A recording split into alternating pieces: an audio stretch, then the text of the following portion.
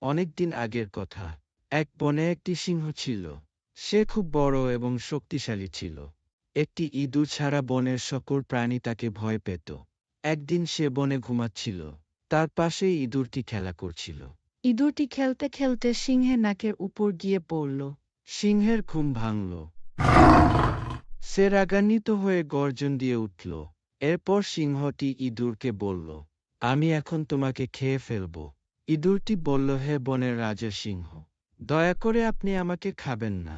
আমি আপনার বন্ধু। একদিন আমি আপনাকে সাহায্য করব। তখন সিংহটি হেসে বলল, তুমি তো অনেক ছোট। তুমি আমাকে কিভাবে সাহায্য করবে? এরপর সিংহ ইঁদুরটিকে যেতে দিল এবং ইঁদুরটি চলে গেল। এরপর কিছুদিন কেটে গেল। একদিন সিংহটি বনের মধ্যে হাঁটছিল। হঠাৎ সে একটা জালের মধ্যে আটকা পড়ল। জালে আটকা পড়তেই সেটি গাছের ডালে উঠে গেল।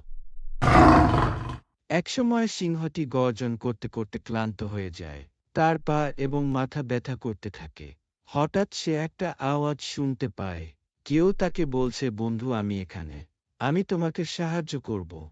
সে নিচে তাকিয়ে দেখতে পায় এটি সে ইঁদুর, যার সাথে কিছুদিন আগে তার দেখা হয়েছিল। সিংহ ইঁদুরটিকে বলল, তুমি আমাকে কিভাবে সাহায্য করবে? আমি তো গাছের উপরে। আমি নড়াচড়া করতে পারছি না। ইঁদুরটি বলল, দেখো আমি কি করি। এরপর ইঁদুরটি গাছে উঠল। তার ধারালো দাঁত দিয়ে জাল কেটে ফেলল। এভাবে ইঁদুরটি সিংহটিকে মুক্ত করল। সিংহটি খুব খুশি হল এবং ইঁদুরটিকে বলল, তোমাকে অনেক ধন্যবাদ। তুমি আমার বন্ধু এবং আমি তোমার বন্ধু। ইঁদুর সিংহটিকে বলল, তোমাকে স্বাগতম। এই গল্প থেকে আমরা বুঝতে পারলাম, ছোট হোক কিংবা বড়, বন্ধুত্ব সবার সাথেই হতে পারে।